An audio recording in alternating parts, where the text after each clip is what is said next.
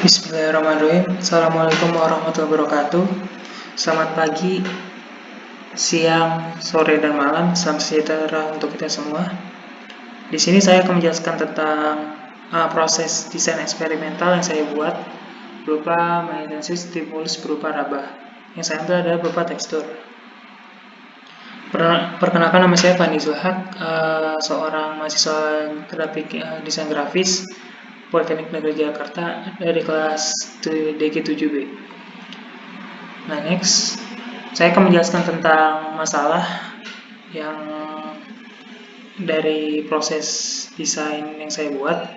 Nah, jadi pada saat pandemi sekarang ini, perkuliahan jarak jauh itu sudah dipastikan akan tetap berlanjut sampai waktu yang belum ditentukan. Apalagi mahasiswa desain grafis seperti saya, perlu adanya tempat yang nyaman untuk belajar dari rumah.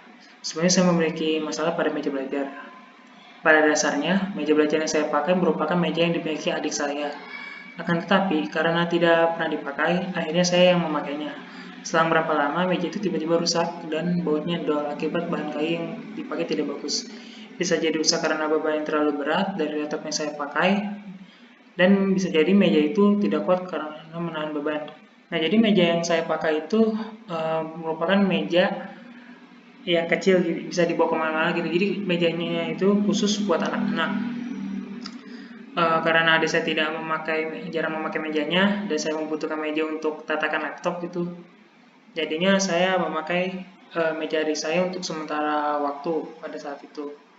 Nah, kan tapi selang berapa lama waktu itu, mungkin sekitar 2 atau 3 bulan itu tiba-tiba engselnya itu bautnya itu dol. Karena emang dari kayunya itu bahannya itu kurang bagus. Memang sudah dibenarkan beberapa kali, akan tapi tetap saja rusak.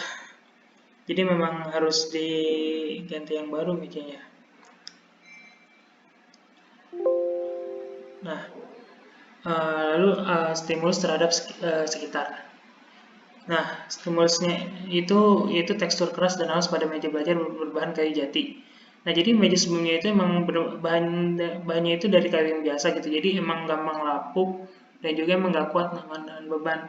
Nah, singkat cerita, beberapa minggu yang lalu saya diberikan meja belajar berbahan dari kayu jati oleh orang tua saya untuk digunakan sebagai tempat untuk belajar, menjalani perkuliahan, dan magang saat WFH dari rumah. Tekstur mejanya keras, halus, dan kuat. Hal itu membuat saya nyaman dalam menjalankan aktivitas. Dari hal ini, saya mendapatkan ide untuk membuat infografis mengenai kayu jati.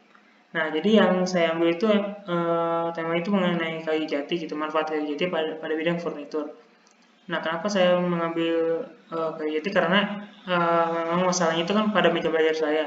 Nah, meja belajar saya ini yang baru diberikan oleh orang tua saya itu bahannya dari kayu jati. Memang saat digunakan itu memang nyaman, dan memang teksturnya itu keras dan halus gitu.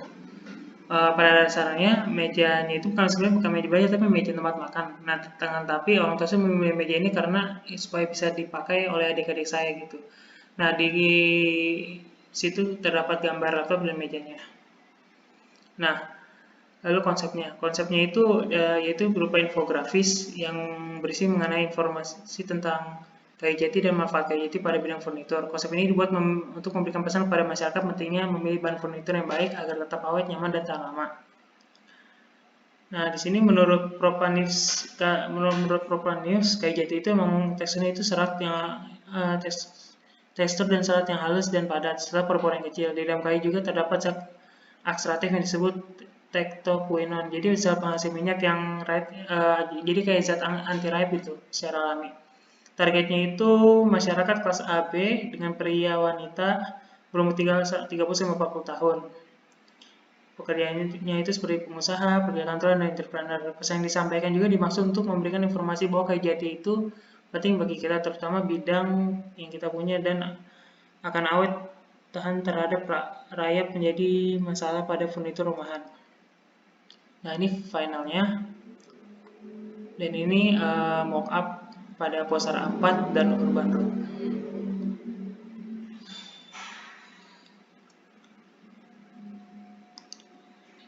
Jadi hasilnya itu dari poster infografik. Oke, sekian dari saya, kurang lebihnya mohon maaf. Wassalamualaikum warahmatullahi wabarakatuh.